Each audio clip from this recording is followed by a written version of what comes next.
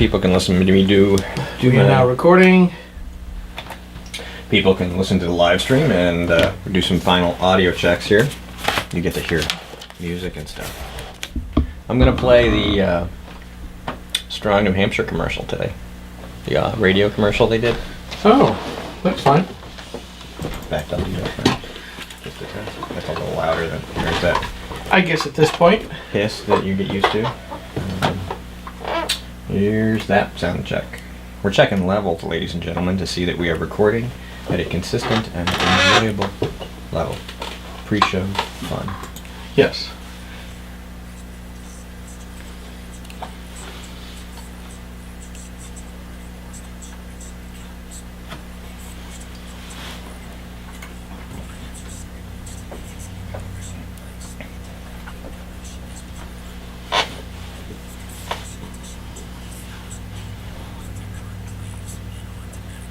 You look good on the feed? Okay. Recording is pretty good.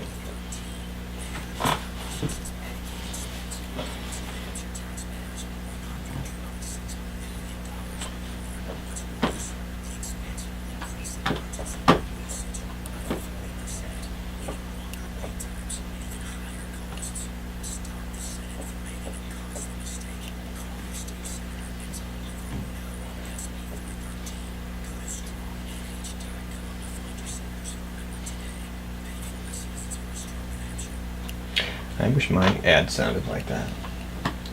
Well, you have to remember, they've got better equipment than we They've do. got professional equipment, and I've got, most of mine I did without missing teeth. You know, I was trying to compensate for the lisp, and I just have cheap headset and stuff. But I still have to set up the other mic and board at home and see how that works out. That should be better though.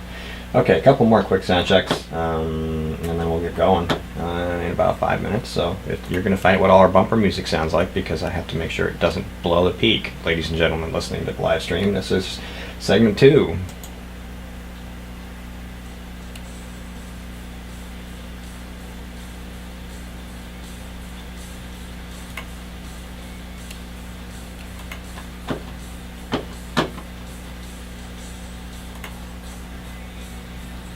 And then it stops abruptly. This will be segment 3.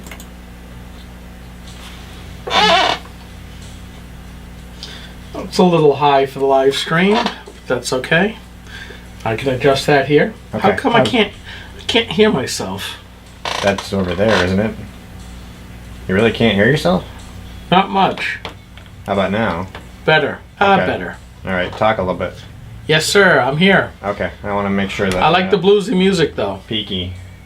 That's Stevie all right. Ray Vaughan, Texas Flood. Okay, and then we move on to the segment 4 bumper.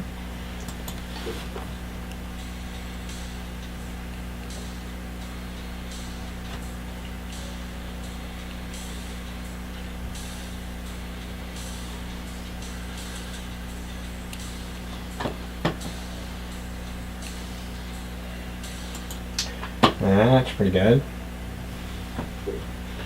This, by the way, is the source of our music.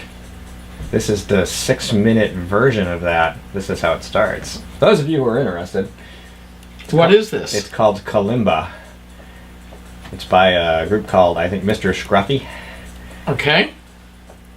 So, and this is, you'll hear this. It sounds familiar, obviously. But Mhm. it just kind of goes on like this forever. That's good. So, if we ever needed our background music, we have that. We also have that. Well, I always love a good rock organ. I can hear that in the background. Well, there you go. I still think that was a master stroke of genius on your part. Thanks. I'm I doing thought it that end was segment fun. for Don't know if I could ever do it again. Grok videos. All right, we're going to start in 30 seconds, so we'll be right back.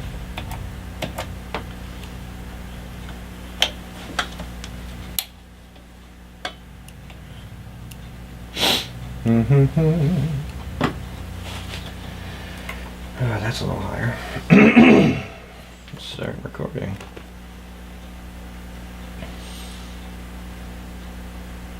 Ten seconds. 9, 8, 7. do, do, do, do, do.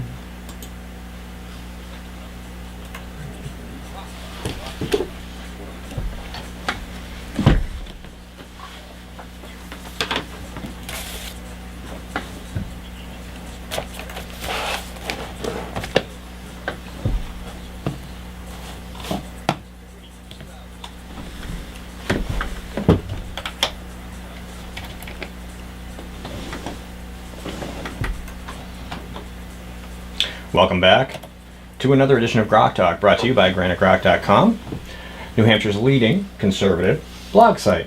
I'm here with Skip Murphy, co-founder of said site. Good morning. And a co-host almost every single week. Almost, as long as the weather will allow me to get off the mountain, which it was kind of iffy. Like I told Steve, first thing this morning, it was, I thank God every single Saturday morning with weather like this, where the roads are nice and black icy, for four-wheel drive in the second gear to come off the mountain. But I'm here. Hi. Let me start off with this.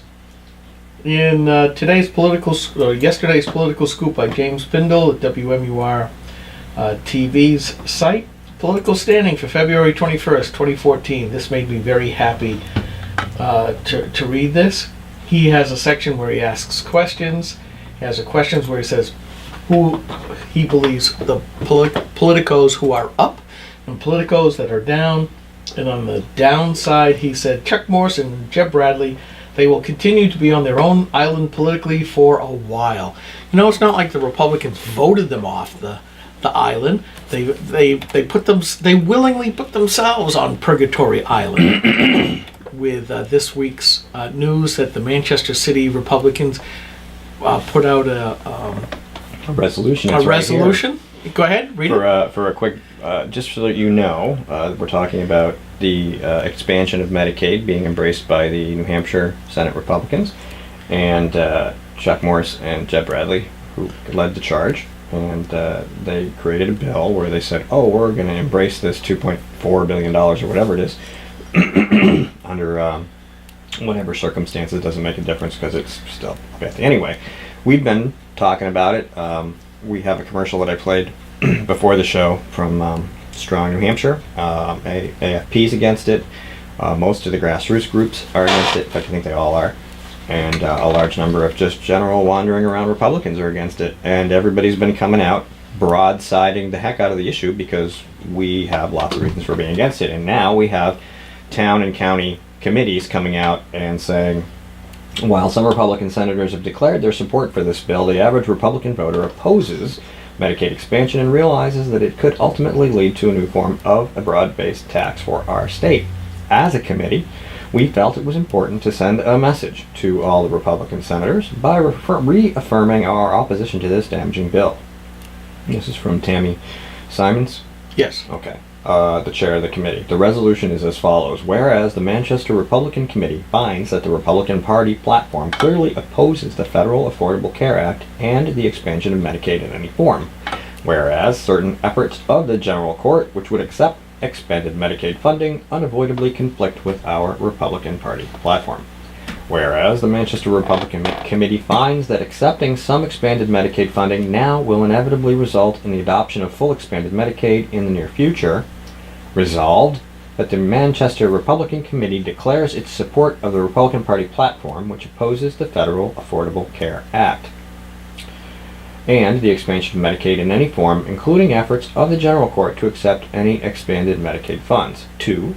Instructs the committee officers to inform the New Hampshire Republican Party, the New Hampshire State Senate, and the New Hampshire State House of this resolution, and urges all Manchester Republican Committee members to make this decision known to all of our local elected officials.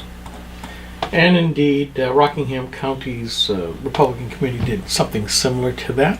We've been saying it all along that this is a really, really bad idea. And news has come to me that one of the reasons why they're doing this, that would be Jeb Bradley and Chuck Morse, is that they simply want to take it off the political table so that they cannot be beat about the head and shoulders by the Democrats in the upcoming elections. And I listen to that kind of thing, and I look at the D.C. Republicans who basically gave a blank check to Obama and his other progressive socialists in DC to spend whatever they want, forget about the debt limit that our kids and grandkids are going to be responsible for. They're about to do the same thing on amnesty, which, both of those issues at the federal level are exactly what the Democrats want to push. And they're saying, well, we're just taking it off the table. The Democrats are so smart. Just threaten to call them bad names and then get the Republicans to cave and just carry out their own agenda. And they're laughing because now they don't have to lift a finger, and now the base is going to go after these Republicans, and we see a duplicate. I've said for years that what goes on in D.C. is happening here in Concord, our state capital here in New Hampshire. And it's always been the Democrats. Now I see the Republicans doing the same thing. Oh, we give up. We wave the white flag because we don't want to be called bad names. So we'll just give you what you want and just leave us alone. And the Democrats are going, okay, what's the next thing we can do this with? It's like, why are the Republicans just giving them a club to beat them with? I just don't get it, Steve. Well, they aren't being Republicans. What is the point of having two parties if you're just going to give the other party everything they want? And that's the point we've been saying. What does this party stand for? And a lot of people are starting to say, the upper level Republican elite get really upset when they hear that not a dime's worth of difference. Well, there's three concrete examples, rather large, country-changing events that the Republicans have acted just like the Democrats. And then they get mad when we say there's not a dime's worth of difference. They get mad when I call them the junior partners of the Democrats. They get mad when I call them the lackeys, the least lackeys of the welfare state. My gosh, all you got to do is go out and buy a copy of Steve's Republican Repair Kit. Get yourself a spine and a couple of real brassy ones, and stand up for what you say you believe in instead of caving just to save your own puny political careers. Well, here's the irony in all this. It will be the end of their political careers. Well, as Pindell said, they're on their own island, and right now, I'll admit it, I've been trying in all of my writings about Medicare expansion and trying to sneak it into everything that I've done. These Republicans need to be culled out from the rest of us. They need to be put out, made an example of, to say, if you're going to be a Republican like this, that's why I'm getting emails from people saying, I've had it. You've made me not to care. You've basically put the question in my mind as to why should I put my hard work, my small amount of time that I have left over from every day, and some of my hard-earned cash, why should I give it to you when you're going to go do something that the Democrats want you to do? That's nuts. And people are starting to say, no more. I had one person specifically say, when it comes down to the race between Carol Shea Porter and Frank Ginta, even though he's been a long time Republican, he's going to leave it blank. The Republican Party, I think, even with all this talk of another wave coming up because of Obamacare, I don't think the Republicans are going to do as well as what they think they're going to, because people are starting to say, I may not leave the party, or I might, but I'm at least going to send a message and not do a thing. Well, I don't think they're going to do as well in New Hampshire as they think. I get the sense that they believe that they're going to ride this wave no matter what they do. And obviously that's not true. And even if Pindell's reporting it, then, you got to say, the grassroots is pissed. We are not happy about this. And they didn't take the lesson. And I hate to keep beating this point, but people were not happy. The base of Frank Ginta's voter base in 2010 was not happy with what he did when he went down to D.C. They feel betrayed, and they feel that he did not ante up on the promises to cut the spending when he could have. And look what happened in 2012. He lost. The Republicans stayed home, or they voted for the Libertarian Party. And I believe that was a message. Whether or not he has learned that lesson remains to be seen. I know he's not coming back to the Tea Party 912er type community and trying to make amends. Instead, he's doing like a lot of the DC Republicans are doing, and he started his own business council and trying to run with the business crowd, just like the D.C. Republicans are trying to run with the U.S. Chamber of Commerce. They've switched base. And who knows, money can say an awful lot, but money doesn't vote. Yeah, but the base votes in primaries. Oh, yes, we do. So they need to realize that they have to get past the primary. Or the base won't vote in the primary. Well, if there's an option, they might. There are a lot of races, like at the state level. It's important that we get people out. Right. That we get, like in particular, in reference to the state senate, that we get candidates out that are going to primary some of these Republicans soon. We have other candidates that we need to support. Kevin Average running against, he announced he's running in Nashua, state senator. Good. Against some Democrat wingnut, I forget which one. Okay, and obviously Andrew Hemingway is now running for governor. Andrew's running for governor. Although the establishment seemed to be all giddy about Dean Kamen's leader for his Walter foundation. Havenstein, something like that. Yeah. Yeah, I wrote a nice post about that. That got a lot of play. I was pretty happy with that. For those of you who are familiar with these things, you would be, because I mean the Republican Party has this old white guy 1%er persona, and my major point, of course, was that Andrew's younger, he's tech savvy, he's kind of new, fresh face. I mean, he's been around, people know who he is inside the party, maybe not so much outside, but they're familiar with him, and he's coming at this with a very open-minded, pro-liberty, pro-small state, pro-New Hampshire kind of a thing. And I had asked initially when he announced that same day, will the NHGOP be happy to have somebody like Andrew, or will they go fishing for somebody else? With the idea that if they could find a couple somebodies, they might be able to get the moderate they want for governor through the primary process and have them run against Maggie Hassan. And the first person that they go fishing for is this guy, who happens to be extremely wealthy. He's a political insider. He's well known. He writes checks to the party. And he's basically the old white 1%er type. I'm like, if you're worried about your image problem and you talk about how your inability to connect with young voters, college-age women, tech-savvy voters, why would you go out and look for a guy? What? Sit forward so you can be back in camera range. Oh. Thank you. Hi. Sorry, well, congestion this morning. Why would you do that unless you just can't? Well, Medicaid expansion. Maybe that's my to fall back on that. The same party that would do that and do nothing to stop it is probably the same party that would just make the same mistakes at the state level with gubernatorial candidates. Sorry. I'll go cynical.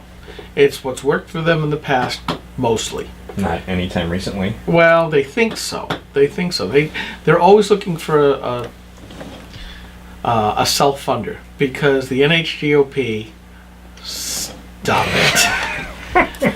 Just stop it. Please proceed. The NHGOP is just poor as church mice. The only people who are poor in New Hampshire politically, as far as money is concerned, are us activists, what it really comes down to, with very few examples or exceptions. So they're always looking for somebody who can fight against the big flood of money that's going to come into the state, because Ray Buckley's the head of the Democrat Party here in New Hampshire is really good about bringing those dollars in, along with all of the Zandra Rice Hawkins of Progress, Granite State Progress, or Progress Now, or whatever their name is. New Hampshire Citizen Action, all those groups. Yeah, all of those groups that are funded by progressives who basically from out of the state won't leave us alone. They have to do the cookie cutter work. We will force you to be all in. You will be like us, or like the Democrats said at their convention. The Senate Republicans. Yeah, government is the thing that we all belong to.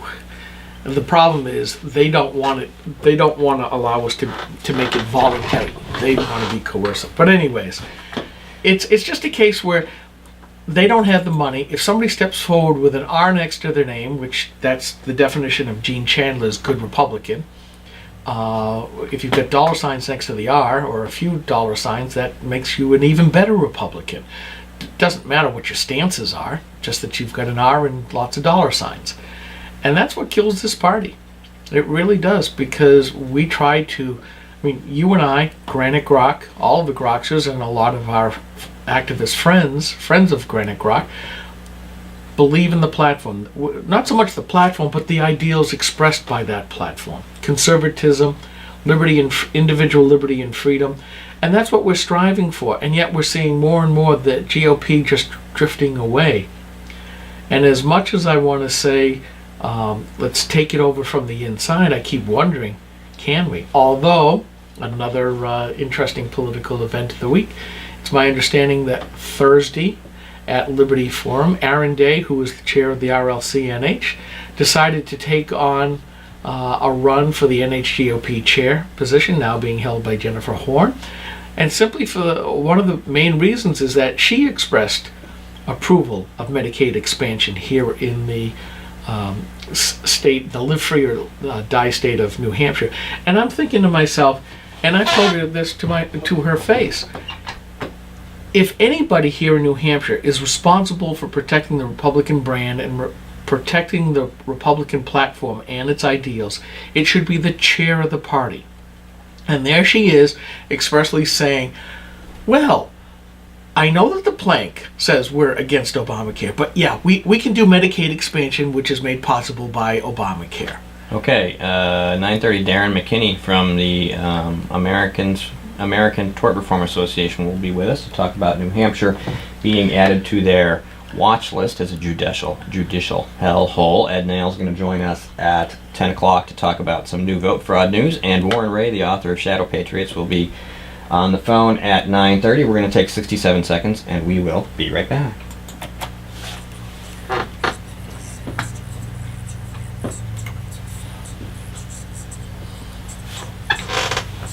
So which one are we calling first, Darren or Warren? Darren is the first guy. Because you said Warren, it was at 9:30. No, well, Darren's at 9:30. Okay. Warren's at 10:30, sorry.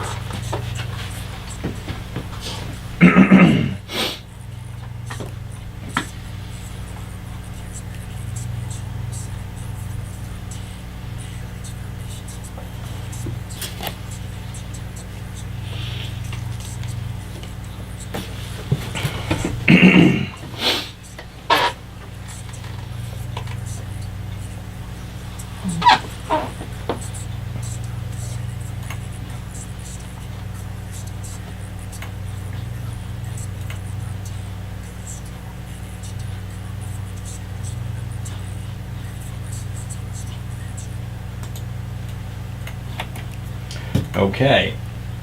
If I got the hours wrong, Warren Ray will be with us at 10:30. Sorry, and Darren McKinney will be with us at 9:30. If I got that backwards. Sorry. I don't know what this throat thing is I have going on. Make sure you use line 2. Line 2 works better. Line 2. Line 2 works better. You don't have to do it yet. We got time. We have plenty of time. So, Your wish is my command. and I'll turn that on. For those of you listening, happily, Liberty Forum is continues to go on today at the Crown Plaza in Nashville. Please mind the ducks. And tomorrow, And remember, there's a vigil for the ducks tomorrow. there is a vigil for the ducks. Yes, it's important that you attend the vigil. Yes. I think that could be the most important. Yes, the ducks that were killed by Democrat Majority Leader David Campbell in a drunken drive-through of the duck crowd there. What's a crowd of ducks called again? Flock? Flock, probably. Okay. Yeah, he just wantonly drove Somebody through them. email Skip and tell him what the duck thing, the herd of ducks is. Tomorrow in Concord, there's a 223 rally. It's in Concord, yes? It is in Concord at the State House, 12 to 2. There's a long line of speakers, of which I have to say I am humbled to be have been asked to It's going to be a speak. good speech, I can see. Yeah. Oh well, yeah. When I get up, Yeah. yeah. When I tend to look down, though, something comes over me, and I generally speak fairly well. I've heard you speak. You do okay, yeah. Okay, thank you. You do fine. You do well. Better than I would. Heck, that's and not hard to. we'll have cameras rolling, and again, this is while I look at it as it's being set up as a Second Amendment rally in defense of the right to own and bear arms. I look at it as they're all interconnected. And I hope that people don't see this sort of like the NRA does, where, well, we only do the Second Amendment. No, we do all of the amendments, because every single one of them is under attack by this progressive/socialist administration. And we know that because we look at what they were trying to do with the FCC invasion into newsrooms of radio, TV, and newspapers, where they wanted to do a study, and I think they've put it off for a little bit now, but the intent is, well, how do you decide what kind of stories you do? Now, this is a government official coming in, and when they do that, you start thinking, am I going to be able to keep my license to keep broadcasting, or do I have to do like they've done in Venezuela and other banana republics? I'd better do what these guys say, or I'm going to lose my license. It's a very chilling issue of free speech. I was just thinking about something I was going to write about yesterday, and I can't find what it was, but it had something to do with Second Amendment. And now I can't find it, which means I thought about writing it, but I didn't write it. So yeah, please, by all means, come to the 223 rally tomorrow in Concord. Hopefully you get a good crowd. Yeah, where we use both our First and Second Amendment rights. Correct. Absolutely. And that's how it works around here. And we'll be looking for the Democrat trackers as well. Oh, they'll be there. That guy that always shows up will probably be there. He's probably listening right now. Yeah. Well, so is the FCC probably. They can listen all they want. Yes. That's fine. And if they want to come in and ask us about our news philosophy, trust me, we'll give you an earful. We will. We're very upfront about our news philosophy. And our biases. That's the beauty of it. See, people can't say we're being biased, because we're intentionally biased. We are very clear cut. Hard charging, gun toting, right wing. How much clearer do we have to make it? All you got to do is look. It's right there on the camera. New Hampshire's leading fire-breathing, hard-charging, gun-toting, outspoken, rabble-rousing, freedom-loving blog site. We couldn't fit the Mountain Dew drinking part here. Well, you're the only one who drinks that, so that would matter. That would be true. So. So anyways, what's the other news of the week? We got a lot of news this week. The New Hampshire ski industry has contributed a record-breaking $1.15 billion to the state economy in 2012-2013, according to the Institute for New Hampshire Studies at Plymouth State University. The title of my blog post is, Jean Saheen said global warming would affect our winter tourism. She was right. Yeah, but just not the way she thought. She declared that we would be in trouble, that we'd have problems because we wouldn't have enough snow, and that the leaves would be horrible in the fall, and she's been wrong about everything, and that was news. The proposed cell phone ban bill that would make it illegal for you to talk with the phone next to your face, but you can talk with it anywhere else in your car, is still floating around the State House. We need to kill that sucker off. Yeah, and I love the point that you have made several times over, and it really is the reality community that the Democrats say that they are, the party that believes in science that they say that they are. I've seen the stats, and I believe what you said. Well, all of a sudden, the accident rates due to cell phone usage seems to have been blown away and hidden somewhere. But I remember putting those. I think I've got the stats somewhere up on Granite Rock, because I used to put that up. Cell phone usage as the cause of distracted driving is way down on the list, and yet that's the thing that they want to get rid of. Now, texting, still a low number, but yeah, I can see doing that. But it shows that the Democrats have to explicitly do every single sin that they see. You just can't say, let's make it somewhat broad and say distracted driving. There's lots of stuff for distracted driving. There's turning on the radio, changing the channel, changing your GPS, trying to find the hamburger that you set down on the seat next to you. Screaming at the kids, trying to get the kids from pulling your hair as you're driving along, or what I used to do sometimes when I was small. Hi, Mommy, can you still see?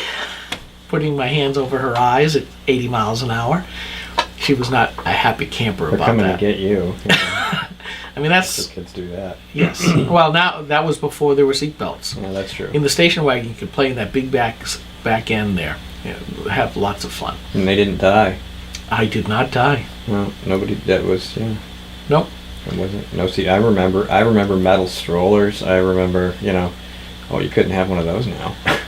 There's a lot of things that the nanny state has decided we must take all risk out of life, and that's really what it comes down to. Progressives believe that no one should ever suffer a bad consequence, and they're going to make damn sure that we don't have the freedom to even try to do that. Which ties in very nicely to what the Senate Republicans in New Hampshire are doing. Well, there is a bad outcome. They've adopted the same philosophy. They're wrapping themselves in bubble wrap. No, because here's the downside. The Democrats and New Hampshire State Republican Senators, Jeb Bradley and Chuck Morris, are trying to say, we're going to protect the victimhood. Those that society has picked upon and shoved to the bottom of the pile. Go with me on this one.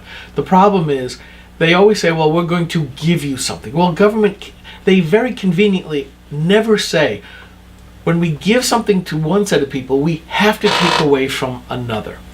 Now, already they've skewed the premium rates for Obamacare so that, especially with the young, you're paying lots of money for no care whatsoever. So they choose the cheapest policies, which raise the deductibles up. So if you go, say, $300 a month for an insurance policy, that's $3,600 a year. And then you've got a $10,000 deductible upon that. So now you're paying $13,000 before you can actually get any kind of benefit out of your health insurance. That's all nothing but wealth transfer from one group to another. My point was that they were bubble wrapping themselves against the pointy sticks of the Democrats if they didn't do what the Democrats told them they were going to give them hell for. And what I just said still applies, It does because still apply. Yeah. we're going to come after them with pitchforks. Yeah, lots of pointy sticks. Yes. So, We've been doing that. I don't know if you've noticed. If you'd like to see the pointy sticks, go to GrokTalk.com. You can also see them on our Facebook page at GrokTalk. Just look it up and join it and like it and read. Follow the links. We don't just post our stuff, mostly, but there's other things there that you can poke around at. And of course, you can check out cnht.org, as we always recommend, because they allow us to use this space here. And please see what they do. Make a donation. There's other groups that work out of this building and this office suite, and you should check that out as well. Support the people who are doing the dirty work. correct. And by the way, you could give us a donation, and I will tell you right now, none of it ever goes into our pocket. If you're looking on the live stream, you see some of the equipment that we have here. Some of it is behind you. There is lots of other equipment that we use for when we go to do different events around the state. And trust me, all we want to do is to up our production value. So any money that comes in either pays for the server or the bandwidth costs, or goes right into more equipment. And that's really what it's all about. This is a not-for-profit enterprise. Oh, believe me, it's not. It's actually profit. going the other direction. It's a anti-profit enterprise. It's an expensive hobby. This part's expensive. So any support you can give us, we appreciate it, and we will not use it for our own betterment. We'll just use it for stuff. And I'm Steve. I'm here with Skip. And this is GrokTalk. We'll be right back with Darren McKinney.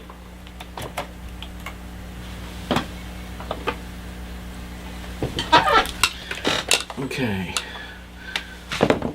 Line 2, Darren McKinney. You on line 2? Yep. Okay.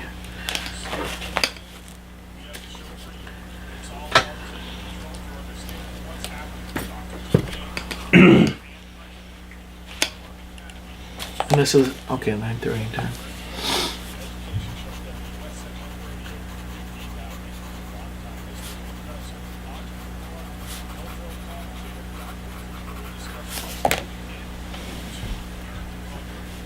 Hi Darren, this is Skip Murphy with Granite Rock and GrokTalk. How are you this morning? Oh, thank you for coming on and spending a few minutes with us on our live stream here. We're in the middle of an intermission. We should be, how long? 2 minutes. 2 minutes. A minute and a half. So we're going to let you listen to that, and then Steve McDonald will bring you on the live stream. Okay, hold on, please.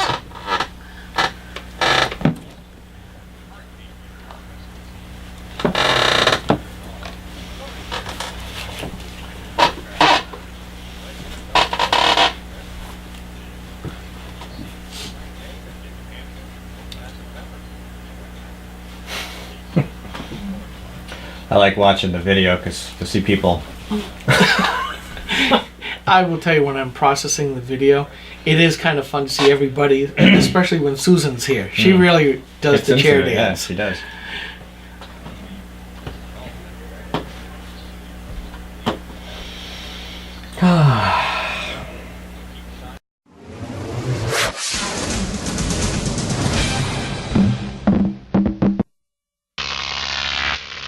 Grok TV.